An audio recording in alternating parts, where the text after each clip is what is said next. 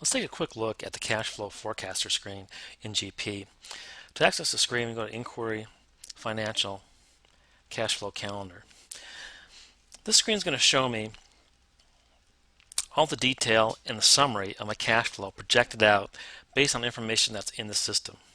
Also, I have the ability to look at information that I can add in manually. For example, say I want to add in a payroll transaction for the future for say next week. I can add that in and then take a look at it. So this is the primary screen, and you can see I've got cash balances every day projected out and go even forward in time, and I can see the projected cash balances. Again, this is based on information that's in the system, and we'll take a look at that information. I can drill down on a particular day. I'll drill down the 12th here, and I can select checkbooks, and I can see the cash balances in all my cash accounts. Also, I can see where the cash is coming from in the future and what's going out in the future. If I click on receivables, look in open, I can see I have these open items that are planning to come in on today, the 12th.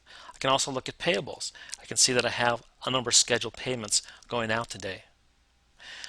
I can also look at manual transactions that I put in. Here I put in one for payroll.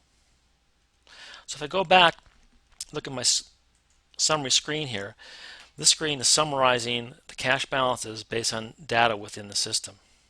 Now let's look at the setup. To go to the setup, I'm going to go to Tools, Financial, Cash Flow Forecast. Now I've set up one default forecast, and apparently you could have as many as you want to and have varying sets of data in there. So for example, what I've done here is I've added these 4 checking accounts into my forecast. I've also added receivable information and payables information, and I've also added cash flow transactions. And what these are, if I click this open, these are manual transactions that can be added in to anticipate future expenditures or future receipts. You can also notice that on the customer receivables, I can use the due date or I can use average days, and this is going to look at the average days per customer and then give me that forecast look. So this is a very simple screen in GP, and frankly I find that most people are not using it, but it gives you information about your forecast into the future. You can certainly see when there may be dates that you have problems. You can drill down and see what's causing that problem, and if you're not using it now, you might take a look at it and see if it might be helpful.